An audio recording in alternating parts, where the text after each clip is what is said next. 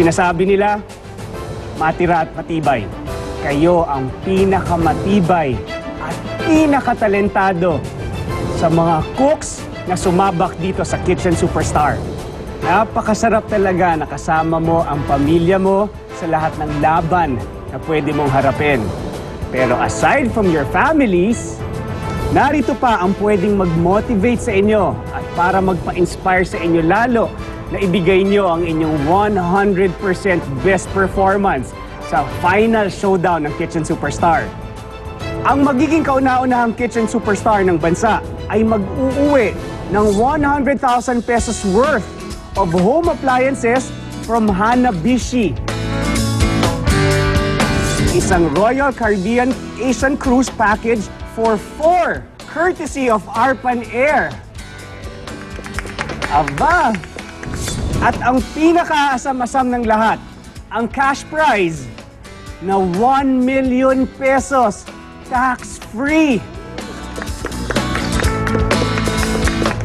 At ang pinaka-importante sa lahat, siya ang magiging kauna-unahan na Kitchen Superstar ng bansa.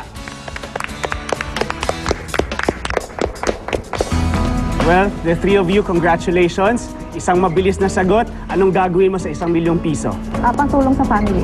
TJ? Papamilya. Pamilya also. Ara? Para sa mga anak.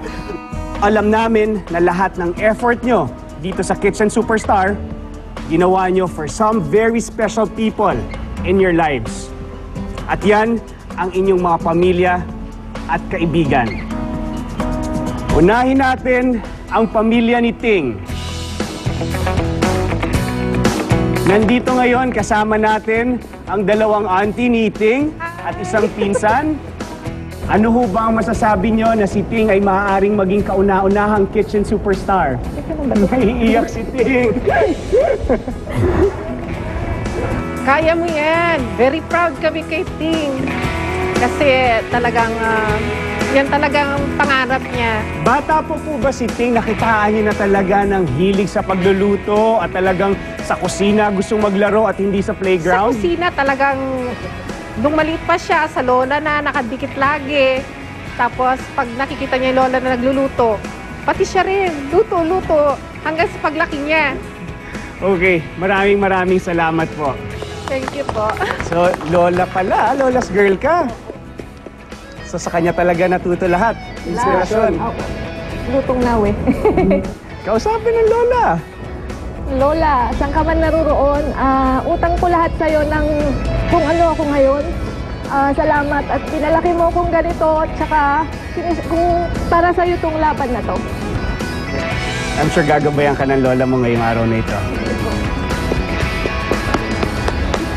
At ngayon naman, ang pamilya ni TJ.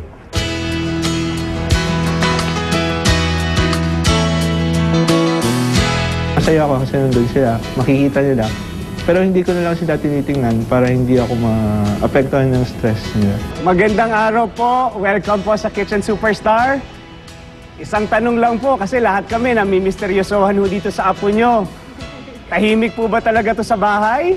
Tahimik po talaga yan. Hindi Nasa nagsasalita. gawa ang pinakikita niya talaga na walang sasalita. Opo. Ano ho ba nga dish na pinre-prepare ni TJ sa inyo na talagang hindi nyo makakalimutan? Usually po, mahilig siya mag-prepare ng pasta at saka salads. Yun po talaga yung specialty niya. Ba? Ma-Italian ka pala, TJ. Pinoy-Italian. Maraming salamat Thank po. you po. Good luck. We love you. God bless. And now, eto na. Ang pamilya ni Ara.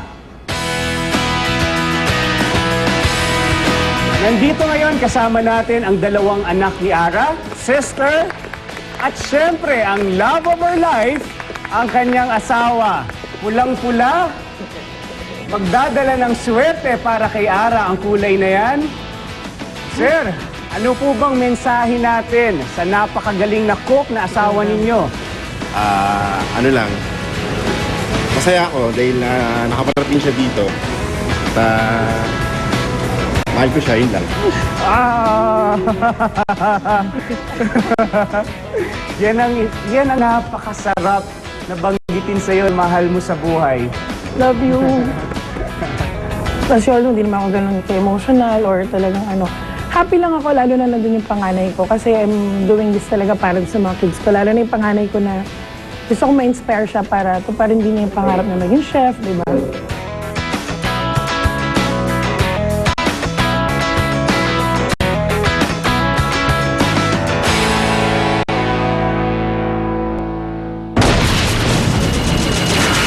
At para sa inyong final showdown, magtatagisan kayo ng galing sa harap ng tatlong mga hurado na bihasa at kilala sa food and restaurant business dito sa bansa.